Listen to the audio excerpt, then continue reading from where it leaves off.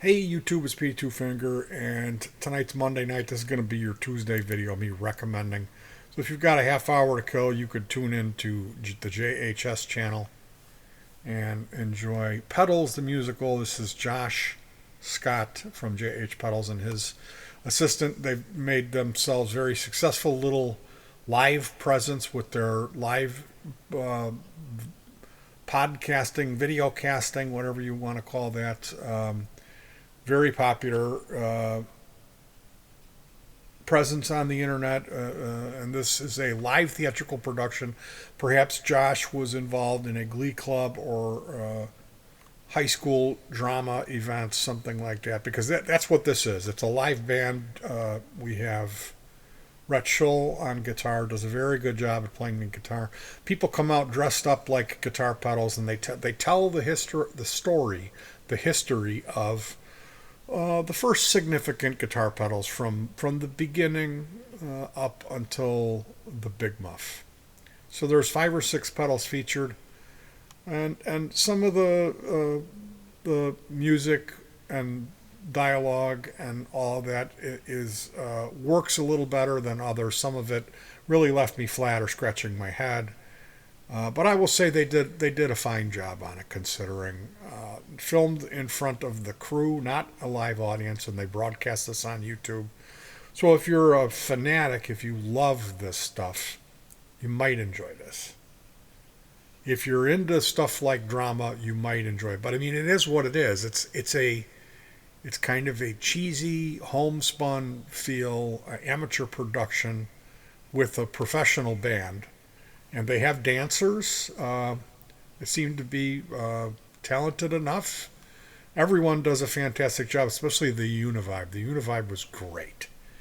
I really liked the Univibe, and Josh and his sidekick, uh, pretty much exactly what you've expected if you've seen those guys in their shtick, doing what they do best. So I've got to recommend this, although I want to go on the record to say that I felt strongly that some of the segments worked a lot better than the others, and that I would come in and just slash a lot of that out and demand a bunch of rewrites. But no, they did good. They did really good, especially the band. The music was fantastic, and all of the performers did great. The vocalists, the soloists. I had a hard time understanding the Univibe person.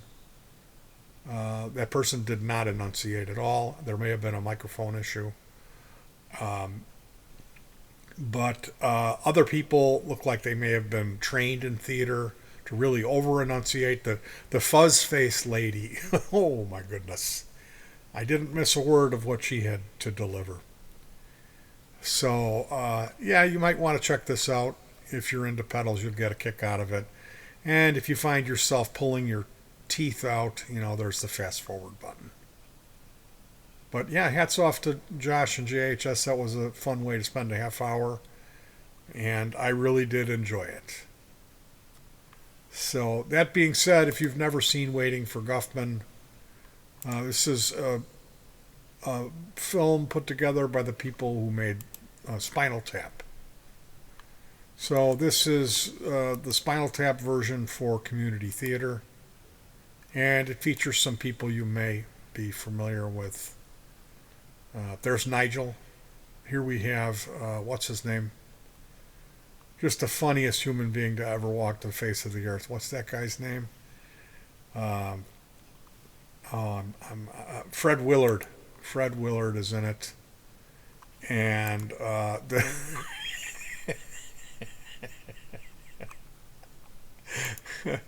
oh my goodness, yeah, this is a great movie. Uh, and if you saw it and you forgot it, go watch it again, because it's great. There was another one that they did, Mascots, I think it was called, where there was a scene with it's a similar type of movie, but there was a scene with a plumber, and there was a turd. They had like a midget dressed up in this turd costume chasing it around. That was actually, like, the movie wasn't that good, but there was that one segment The build up of the movie is telling these people stories, and then they go through their performance. And it's very similar to Guffman, where the movie is all about them putting together this show, and then at the end of the movie, they actually deliver the show. And that's a big part of the magic of this movie. I really enjoy it. So I guess when it comes down to it, I'm a sucker for this type of stuff, but not so much singing and dancing and performing or stagecraft. I would be best utilized in the audience. So I don't participate in that stuff. And this character is openly gay. This Corky, that was the joke. Was he was in the closet, but so obviously homosexual guy, but not out. And that really wasn't why the movie was funny to me. It's just a very funny movie. And I would encourage you to check that out. Now, another thing I wanted to talk about today is the Wendy theory. This video. Here it is. Wendy theory. This finally explains The Shining. Now, I know what you think, and I've been recommending. I recommended a Scam Buster channel yesterday. It's like I'm recommending the lowest of the low. The Shining is a movie that people love to analyze, and I've watched a lot of this content. Trust me. I have not yet enjoyed the ice cream.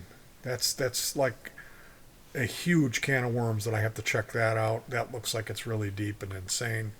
But I did watch the Wendy Theory today, and like I said, I've seen Room 237.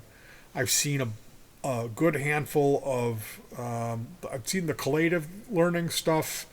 I've seen this the abuse video where they talk about Danny's ordeal in the band Bear Costume Man. I've seen the American Indian angle. I've seen the space program angle, but this one really works. So if you're a fan of The Shining and you always felt that there was more going on in that movie, because it's easy, it's impossible not to feel like something else is going on.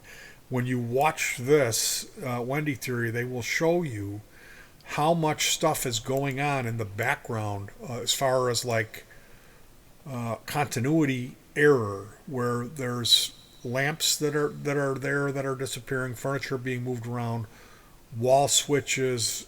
It's just incredible how much continuity error.